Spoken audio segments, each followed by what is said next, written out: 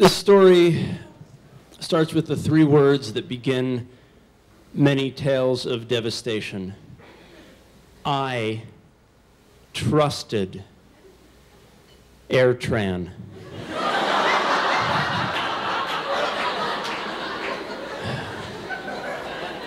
Now, if you hear my girlfriend at the time tell this story, she would say that the mistrust was actually not in AirTran, but in me, because, well, our flight was supposed to leave at 7, and I always get places late. This is my thing that I'm always doing, and I don't allow enough time to get places. So 7 o'clock flight, I probably said something stupid like, oh, we should get there at 6:45, and then she probably said something stupid like, no, we should get there at noon the previous February.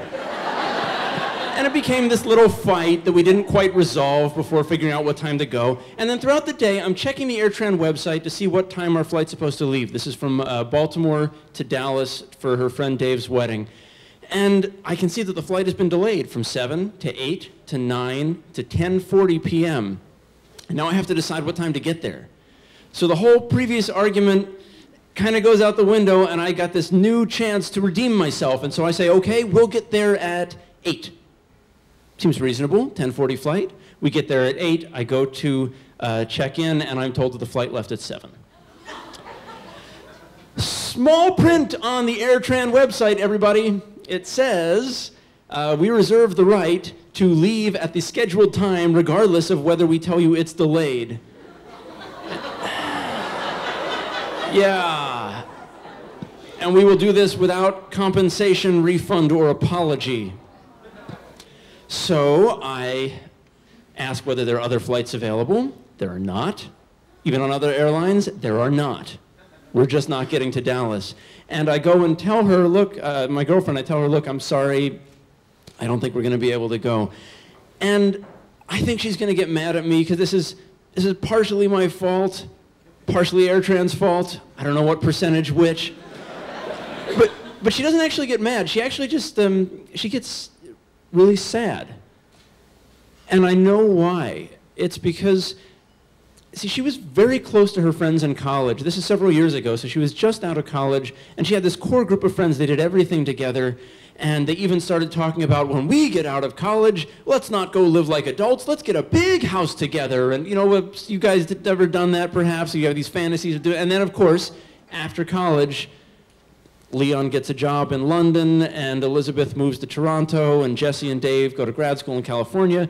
And so not only is she not with her friends anymore, but she's not going around the world and having adventures in interesting places because she's chosen to stay in Baltimore to be with me. So what percentage my fault? What percentage AirTran's fault? I don't know, but all I know is that I need to make this right. And so I tell her, without knowing what the hell I'm saying, we're going to go rent a car. The rehearsal dinner is the following night at 7. We get on the shuttle to the rental car place. We walk in. Now, I don't plan things this way. I don't just walk into a rental car facility and choose one. I'm a scientist. I like to have data in place and make an informed decision.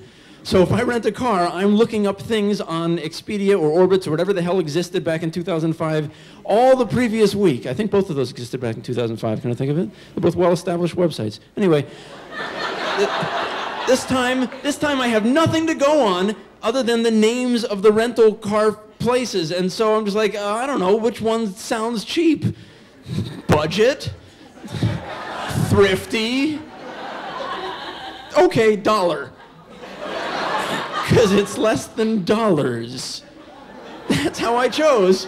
So I went to $, and there's a very friendly man standing there at the desk, and I overly friendly. Like, yes, my friend, what can I do for you? And I explain, I want to rent a car, but I want to rent it for just one day, and I need to be able to return it in a different city. And he said, yes, no problem, we can do that. And he's going through the paperwork, and I said, well, no, I want to make sure you understand, I can return this car anywhere I want, right? He said, oh, yes, anywhere you like. Okay, even Dallas? He says, of course, like I say, anywhere you like. BWI, Reagan, Dallas. No, not Dallas. Dallas. And he looks confused. But you said you only want the car for 1 day. That's right. And do you have a computer with MapQuest? Because smartphones haven't been invented yet, and there's no such thing as GPS. So if you could just please look up directions for Dallas and print them out for me, that would be very helpful. So we have this car now. We have this sudden impulse and drive, and she's starting to look happier. I've done it partially. I've gotten her over her funk, and she's now going to be reunited with her friends. And the rehearsal dinner's in 21 hours. And I look at the MapQuest directions to get to Dallas. It's 21 hours. But it's okay, because we've got adrenaline. And the adrenaline is, we're like, this is crazy, we're doing this. I've never been through Arkansas before, me neither. I'm gonna color that in on the little JPEG on my computer that I keep track of states I've been to. I really did that, Arkansas.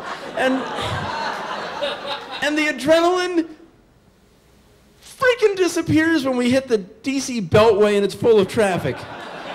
Traffic at 10:30 p.m. on a Thursday. DC Beltway, and we're just crawling. And crawling. And we're doing long-range calculations. All right, if we've lost 20 minutes already in the traffic jam, but if we drive 1 mile per hour faster than we would have for the next 20 hours, we'll make it up.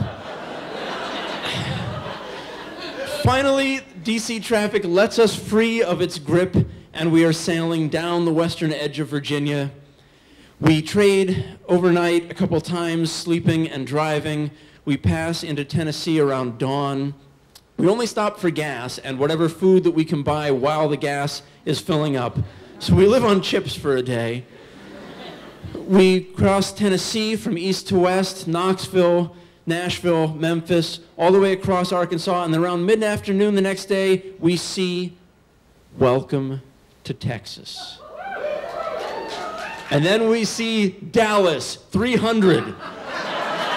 What the shit, Texas? I'm from Delaware. We don't do that. We can't do that.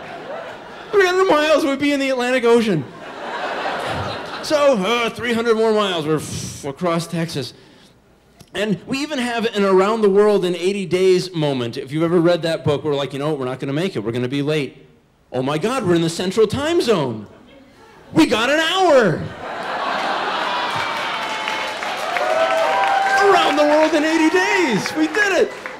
And we would have been there at the rehearsal dinner 15 minutes early if we didn't have the wrong address on our MapQuest directions, which we would have been able to resolve if our cell phones hadn't run out of battery.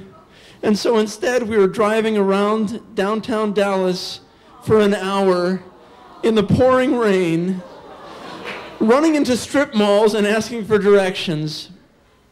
So we get to the rehearsal dinner 45 minutes late. Not bad. Not bad, considering we've driven 21 hours to get there. We missed the time when the bride and groom come in, but we know exactly what it must have been like, because in the time that we've been driving, the story of our epic adventure has passed around the whole wedding. I think we were more anticipated than the bride and groom. This idiot couple from Baltimore who missed their flight and decided to drive across the country. We get a standing ovation when we come in. I can see the elation on her face as she sits down with her friends and is telling our story about how we got in the car and how we drove. And I know that I have fixed it. I've done what I could, and it worked. I then got to see the look on another rental car employee's face when I returned the car within 24 hours to the Dallas airport. There's a mistake. This says you rented the car in Baltimore. That's right.